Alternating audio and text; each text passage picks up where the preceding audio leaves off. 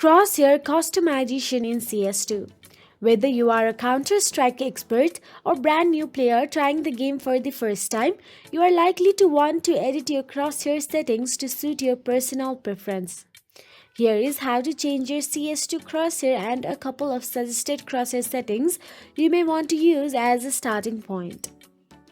CS2 Crosshair settings can be found in the Settings menu, accessed by clicking the cog icon in the top left corner of the screen. From here, go to the Game tab at the top of the screen and choose Crosshair from the menu underneath to skip to the Crosshair section. You will see a Crosshair preview and the customization option can be found below. Scroll left and right through the different backdrops to see how your crosshair looks in different environments. So that is it. If you found this video helpful, please like, share and subscribe, and thank you so much for watching.